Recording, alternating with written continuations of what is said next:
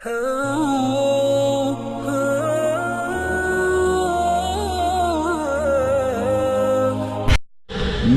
بندہ دو عالم سے خفا میرے لیے ہے۔ توحید یہ ہے کہ میرا بندہ اپنے رشتہ داروں سے ناراض نہیں، اس کے رشتہ دار اس سے ناراض ہیں صرف اس لیے کہ یہ ایک اللہ کو مانتا ہے، یہ غیر اللہ کو نہیں پوجتا، غیر اللہ کو نہیں پکارتا، غیر اللہ کی عبادت نہیں کرتا۔ میرے بھائی، توحید اگر عقیدہ صحیح نہ ہو، لا الہ الا اللہ صحیح معنوں میں نہ پڑھا جائے تو کوئی دوسری عبادت بھی قبول نہیں ہوگی، کیونکہ نماز، روزے، حج، زکوٰۃ یہ سارے لا الہ الا اللہ میں داخل ہیں۔ حتیٰ کہ نبی صلی اللہ علیہ وسلم کی وفات کے بعد جب لوگوں نے زکوٰۃ دینے سے انکار کیا تو حضرت ابوبکر صدیق رضی اللہ عنہ نے فرمایا کہ میں ان کے ساتھ جہاد کروں گا۔ عمر فاروق رضی اللہ عنہ نے کہا کہ تم ان لوگوں کے ساتھ جہاد کرو گے جو لا الہ الا اللہ پڑھتے ہیں۔ حضرت ابوبکر صدیق رضی اللہ عنہ نے فرمایا کہ زکوٰۃ بھی لا الہ الا اللہ میں شامل ہے، میں ان کے ساتھ جہاد کروں گا۔ بالآخر عمر فاروق رضی اللہ عنہ کو تھوڑے عرصے کے بعد کہنے لگے کہ ابوبکر صدیق سچے ہیں، صحیح ہیں، میری سوچ اس وقت غلط تھی، ساتھ شامل ہو گئے اور مانعین زکوٰۃ مرتدین کے ساتھ باقاعدہ جہاد کیا۔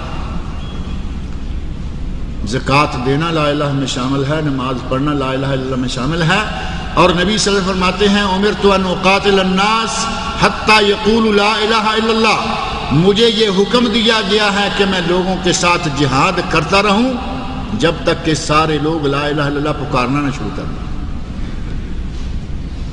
وَإِذَا قَالُوا لَا إِلَهَ إِلَّا اللَّهُ، جب انہوں نے لا الہ الا اللہ کہہ دیا، عُصِمَ مِنِّي دِمَاؤُهُمْ وَأَنفُسُهُمْ وَإِلَّا بِحَقِّ الْإِسْلَامِ وَحِسَابُهُمْ عَلَى اللَّهِ، ان کے خون، مال، جان سب چیزیں محفوظ ہو گئیں سوائے اس کے حق کے، اور ان کا حساب اللہ پر ہے۔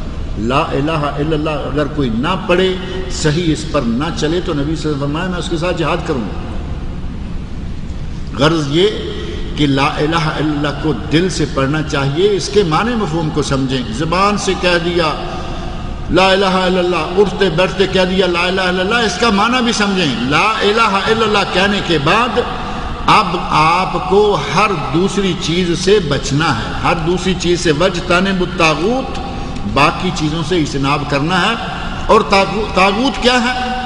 کل ما یعبد من غیر اللہ، کل ما یعبد من غیر اللہ، اللہ کے سوا جس جس چیز کی عبادت کی جائے وہ طاغوت ہے، وہ چاہے انسان ہو، چاہے کوئی جانور ہو، چاہے کیڑا مکوڑا ہو، چاہے درخت ہو، چاہے مٹی ہو، اللہ کے سوا جس کی عبادت کی جائے وہ طاغوت ہے، اس سے ہمیں بچنا چاہیے۔ اور اس لا الہ الا اللہ کو پڑھنے کا فائدہ بھی، نبی صلی اللہ علیہ وسلم صبح شام ہر نماز کے بعد لا الہ الا اللہ پڑھا کرتے تھے۔ آپ نے ارشاد فرمایا اگر کسی نے ایک دن میں یعنی 24 گھنٹے میں صرف 100 مرتبہ کہہ دیا لا الہ الا اللہ، تو اسے اللہ بنی اسماعیل میں سے 10 غلاموں کو آزاد کرنے کا ثواب عطا کرے گا۔ بنی اسماعیل کیوں کہا؟ کیونکہ نبی صلی اللہ علیہ وسلم خود بنی اسماعیل میں سے ہیں۔ حضرت ابراہیم علیہ السلام کے 2 بیٹے حضرت اسماعیل اور حضرت اسحاق علیہ السلام، سارے نبی حضرت اسحاق علیہ السلام کی لڑی سے آئے، اور حضرت محمد رسول اللہ صلی اللہ علیہ وسلم حضرت اسماعیل علیہ السلام کی لڑی سے آئے۔ آپ نے فرمایا کہ جو آدمی 100 مرتبہ ایک دن میں لا الہ الا اللہ پڑھے گا، اسے اللہ بنی اسماعیل کے 10 غلاموں کو آزاد کرنے کا ثواب دے گا۔ اتنا ثواب ایک چھوٹے سے کلمے پر، صرف اس لیے کہ سارا کچھ یہی تو ہے، اگر یہی نہیں تو پھر کچھ بھی نہیں۔ مسلمان آدمی کب ہوتا ہے؟ ساری عمر نمازیں پڑھتا رہے، روزے رکھتا رہے، جو چاہے کرتا رہے، جب تک شروع میں لا الہ الا اللہ محمد رسول اللہ یا اشہد ان لا الہ الا اللہ وحدہ لا شریک لہ واشہد ان محمدًا عبدہ ورسولہ، جب تک شروع میں یہ نہیں پڑھ لے گا اس کی کوئی عبادت قبول نہیں ہوگی، وہ مسلمان ہی نہیں ہوگا۔ مسلمان ہی آدمی تب ہوتا ہے جب یہ کلمہ پڑھ لے۔ یہی تو سارا کچھ ہے، اسی لیے اگر کوئی 100 مرتبہ نہیں پڑھ سکتا تو کم از کم 10 مرتبہ ہی روزانہ لا الہ الا اللہ پڑھ لینا چاہیے۔ اگر کسی نے 10 مرتبہ لا الہ الا اللہ پڑھ لیا، نبی صلی اللہ علیہ وسلم فرماتے ہیں کہ اسے 4 غلام آزاد کرنے کا، بنی اسماعیل کے 4 غلام. اور 10 مرتبہ تو کوئی بڑا کام نہیں ہے نا، آدمی کبھی بھی بیٹھے ہوئے 2-3 منٹ میں لا الہ الا اللہ، لیکن دل کے ساتھ، یقین کے ساتھ، پورا ایمان رکھتے ہوئے لا الہ الا اللہ پڑھنا چاہیے. اگر لا الہ الا اللہ کو پڑھتے رہیں گے صحیح معنوں میں تو انشاءاللہ جہنم کی آگ اللہ ہم پر حرام کر دے گا. نبی اکرم صلی اللہ علیہ وسلم کا ارشاد ہے کہ جس نے لا الہ الا اللہ کہا، صحیح بخاری مسلم میں، جس نے لا الہ الا اللہ کہا اللہ نے اس پر جہنم کی آگ کو حرام کر دیا. جس نے مرتے وقت لا الہ الا اللہ کہہ دیا وہ جنت میں داخل ہو گیا.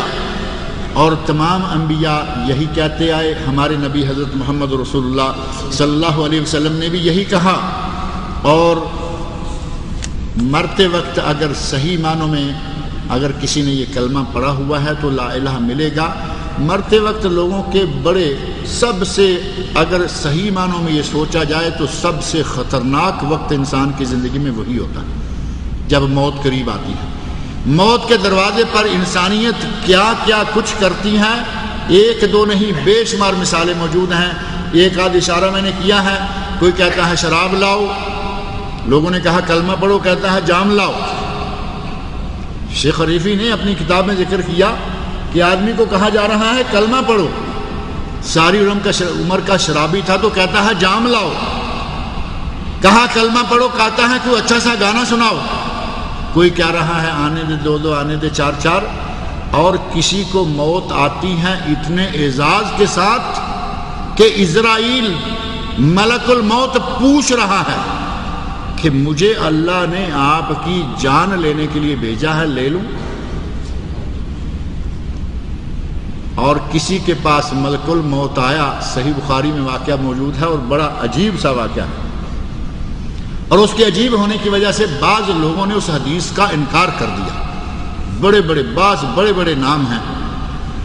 ملک الموت آئے، انسانی شکل میں ہے، موسیٰ علیہ السلام کے سامنے آئے، کہا کہ میں جان لینے آیا ہوں. تھپڑ مارا اور آنکھ نکال کے رکھ، آنکھ ہاتھ پہ رکھی اللہ کی طرف. یا اللہ ارسلتنی الی عبد لم یرد الموت، اے اللہ مجھے اس آدمی کی طرف بھیج دیا ہے کہ جو موت چاہتا ہی نہیں. طویل واقعہ ہے. کسی نے ملک الموت کو اس طرح کیا، کسی کے پاس ملک الموت اجازت لے کے آ رہا ہے، اور کوئی وہ بھی ہے کہ وہ لیٹرین میں منہ کے بل گرا اور ملک الموت نے اس کو وہاں سے مرنے سے پہلے نکلنے نہیں دیا.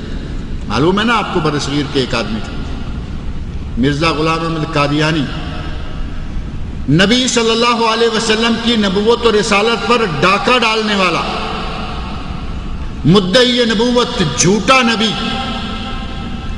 اللہ رب العزت نے اس کی اتنی عبرت ناک موت،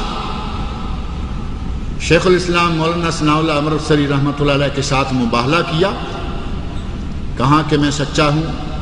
مولانا کہا کہتے ہیں تم جھوٹے ہو، ہمارے نبی صلی اللہ علیہ وسلم کہہ گئے ہیں انا خاتم النبیین ولا نبی بعدی، میں آخری نبی ہوں، میرے بعد کوئی نبی نہیں آئے گا. ہمارے نبی نے سچ کہا، تم جھوٹے ہو. کہا مباہلہ کر لو. قسمیں کھاتے ہیں جو آدمی جھوٹا ہے وہ دوسرے کی عمر میں ذلیل ہو کر مر جائے. مولانا نے کہا منظور ہے، آؤ. مباہلہ کیا گیا.